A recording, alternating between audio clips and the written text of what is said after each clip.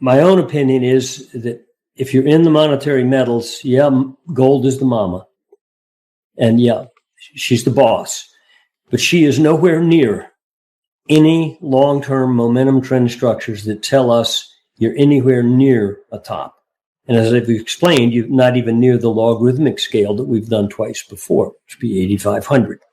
But as long as it's behaving, lag to silver's going to rampage. And I think that within the monetary metals, your emphasis should be on silver as the better place to be than gold, especially over the next, let's say, handful of months. But also something else big is happening, and we had that in the weekend report if you want to show that. It's the spread relationship between the miners and the metals. Yeah, here we go. I use the XAU index, Philadelphia Gold and Silver Miners Index. It's been in existence since the 1980s. And what I've done on this chart is we plot every single month's close, divide XAU price into the price of an ounce of gold. And even further than I show there, this chart starts in the year 2000. Gold may be the boss of monetary metals, but according to Michael Oliver, it's nowhere near a real top. And as long as gold stays strong without overheating, silver doesn't just rise, it rampages. But here's the real warning most stackers aren't ready for. The next silver surge may include a sudden pullback that feels like the top, and it won't be. If you don't understand what's happening under the surface, you risk selling right before the most explosive move. Again, that would merely be replicating what that copper chart did, or what a lead chart did, et cetera. So you want to be there. And the spread just broke out over a multi-year ceiling. So it's just begun in terms of that relative performance signal. And whenever it does that, there's a gusher. Both in net price of gold goes up steeper, and silver goes up far steeper because the spread broke out. Silver's unleashed, going to catch up to gold. Maybe it'll go to 6% of gold. I don't know, 3% at least. But it's likely to be compressed on the clock. Now, in each of those cases, we micro-analyzed those final surges, 79 to 80, September 2010, April 2011, where silver went up double and a half or quadrupled, et cetera. In the middle of those moves, roughly, on the clock now, middle of the clock of those couple quarter moves, there was what you could call a correction or a stumble, or at least a pause.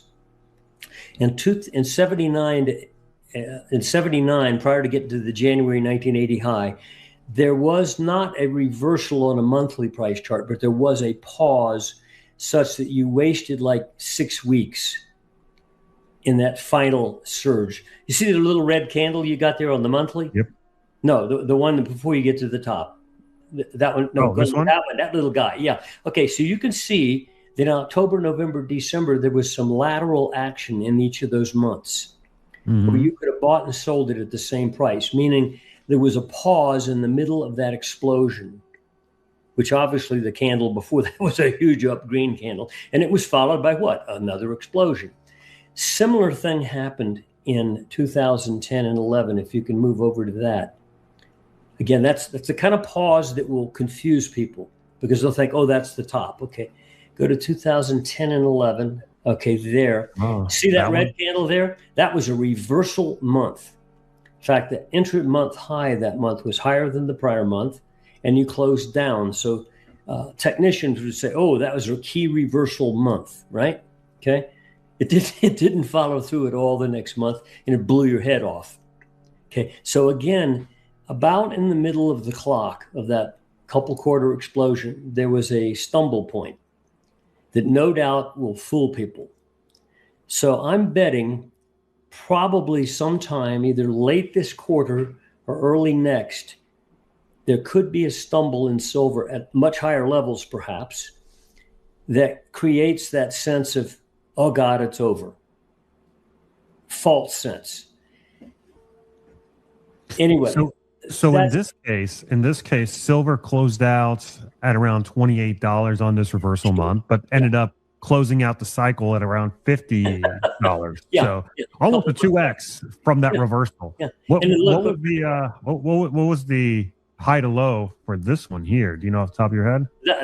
That was not even a down month. Yeah, 16. It was just a pause. But you can see what preceded in 2 months prior. Yeah. You know, you went from $8, $9 to 15. You doubled. You had a stumble month, and then you went from what was that, about $17, $18 to 50. Yeah. So that's like a 3x, more than a 3x. Yeah.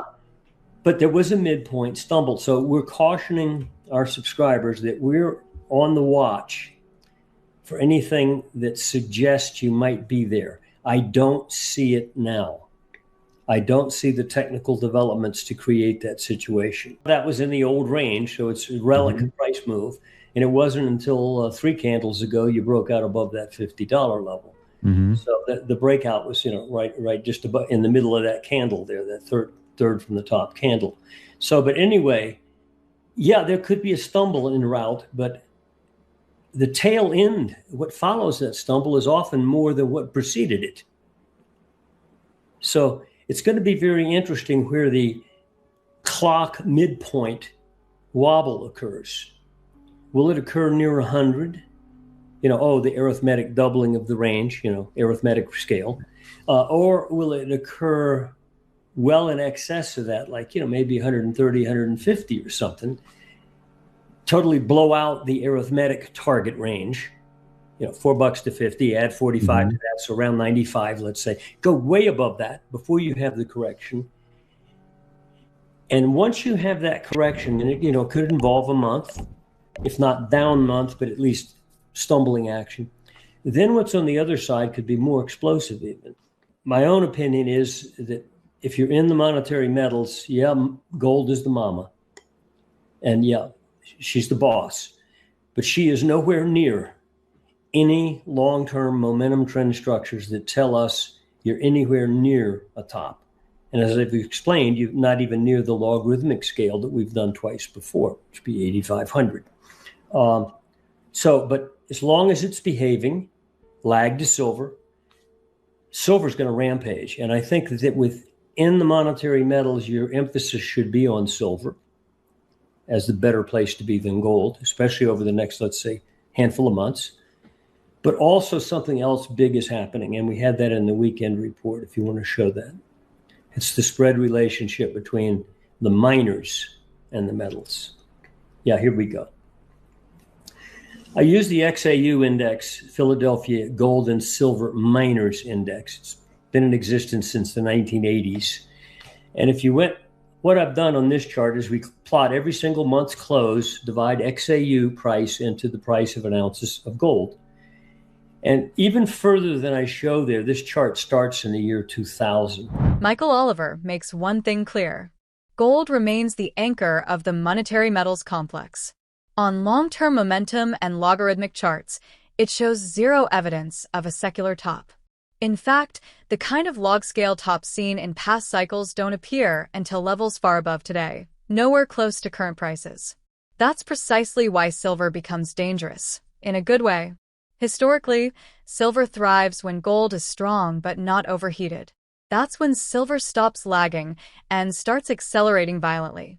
Oliver argues that over the next several months, silver may be the better place to be than gold, not because gold is weak, but because silver is leveraged to psychology, scarcity, and momentum.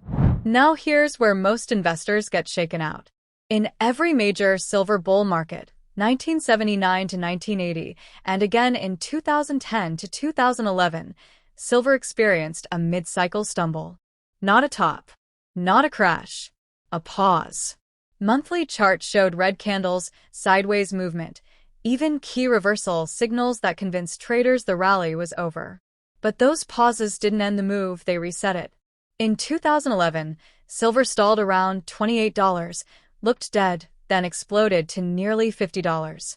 In earlier cycles, silver doubled, paused, then tripled or quadrupled. These bull markets don't move in straight lines. They move in emotional, nonlinear bursts. Oliver believes a similar pause could occur again, possibly at much higher prices than most expect. That pullback may feel terrifying, convincing many that it's over. But historically, what follows that pause is often larger than everything that came before it. And there's more. A major shift is happening beneath the surface. Miners are waking up. For decades, gold miners traded roughly in line with gold. That relationship broke down after 2008, when miners massively underperformed, building a deep multi-year base. Now, the ratio of miners to gold is pressing against a long-term ceiling, and history shows that when this ratio breaks out, miners can double their relative performance quickly, with very little resistance. Even more explosive? Silver miners relative to gold miners. That spread has just broken out of a multi-year downtrend, a classic double compression setup. When silver moves and miners wake up at the same time, the results have historically shocked even veteran investors. The takeaway is clear. Gold leads. Silver accelerates. And miners, especially silver miners, often deliver the most violent upside of all. But you could go back 20 plus years there and you'd still see that it lived in a performance range where the value of XAU ranged either side of, actually it got over 35% back in the prior to 2000, but it lived around 25% for a couple decades, several decades, in fact, further than is shown here. And in September of 2008, it broke below all the lows that had preceded for the prior decades, which is that sharp drop you see there in 2008, where you drop from over 20% down to just above 10 in that collapse. That states the underperformance of the miners, which had been par to gold. In other words, they've been going sideways versus gold for decades, meaning just as much upside in price as gold had, therefore par. But when they broke down in 2008, they began to underperform gold all the way down to that bear market price low that occurred in 2015, which is also when the spread bottomed, December 2015. It went down to 4%. In other words, what's the sanity here? If you like gold, you got to have the miners, guys. Okay, they're not going to zero. Okay, it's been in a range with recent lows at 5%, and all the highs you see there at the top of that little beautiful rectangle were above 8%. We're there now, and if you close out this month much stronger than you are right now, the spread reading last weekend was 8.54%, meaning divide XAU into gold using the February gold futures contract now. If you get to 8.62 decimals above where we are now, you blow out the top of that range. Okay, I expect you're going to do it. But when you do, and if you look back at this chart, even going back into the 1980s, there is zero resistance to any upturn on this basing pattern when it breaks out till you get to about 17.5%. Yeah, so meaning, that rally high and also the lows that preceded for the prior decades, which you don't see here. You see one of them. It's 17% there. But you can double, you can double the relative performance of gold miners to gold in a whoosh, because there is no resistance until you get up to that median, actually low-level relative performance level, 17% or 18%. There's a whoosh effect. And I think you're going to see it because this base is massive and it's crystal clear. But so few people are aware that this thing is about to start, not finish. I think the miners are about to regain a large chunk of relative value to that which they produce. And therefore, probably this year, they're a far better place to be than gold itself. Yeah, well, even last year in 2025, as is the case with GDX and GDXJ, I believe both outperformed gold by a factor of 2. Well, look at that chart. You can see it's been rising since that 5% back in 2025. Solid move, nice move. So they've been, you're right, they've been beating the gold during that time, but they're still in that range. So this says, and what's interesting is that gold began to rally. Let me see if I can zoom in here. Gold began to rally around here in 2023, but it took the miners, what, 2.5 years to wake up? Yeah. The longer they stay down, the better, because that means the more compression you've got. this is a massive, fresh signal of asset reallocation within the monetary metals. What this is each month's close relative divides SIL, this global X silver miners ETF, into XAU, which also includes some silver miners. It's Philadelphia Gold and Silver Miners Index. But basically, it's considered a gold miner index. And you can see that from 2010 through 15, silver miners actually rose some and peaked in 2016. That was that first explosive rally after the bear market low in the metals. Silver miners shot up more than gold miners. After that 2015 price low, if you recall, there was a huge rally into middle of 2016. And back then, the silver miners rallied more than the gold miners. Okay, but then they underperformed consistently. They broke out over a downtrend in early 24, and that's when we also issued a signal on gold and silver saying they're about to wake up out of that multi-year range they'd been in. The spread firmed, but it went up to the top of what had been a prior rally and twice bumped it, couldn't get through. So it defined a nice rectangle for us, pulled back near the bottom end again, suffered again, right there in 2025, and then came up and bumped it again about 4 or 5 months ago. See where it bumped it? It acknowledged that resistance again. Therefore, we knew at that point, when you pull back that last time, that our rectangle was valid because the spread itself tipped its hat to it. You're above there now. Just close the month where you are now, dividing SIL into XAU. You've got a breakout that goes back 22, 23, 24, 4-year base, okay? And you've got a vacuum overhead. You really don't have, your resistance really is up at 35+% if you want to call that next resistance of substance. But anyway, this is echoing what the gold miners versus gold is saying, that the miners are waking up. And that other spread shows that the silver miners are waking up versus the gold miners. So double compression here. If you're in the monetary metals, start thinking of the miners as a better place to be than gold, silver better than gold, but start thinking about the silver miners. They're the dog of dogs. So yes, expect volatility, expect pullbacks, and expect moments designed to make you doubt the move. But if history rhymes, those stumbles aren't endings, they're launch pads. If you're in monetary metals, it may be time to rethink where the real leverage is. Silver over gold, and silver miners over everything else. Stay sharp, stay patient, and don't confuse a pause with a peak.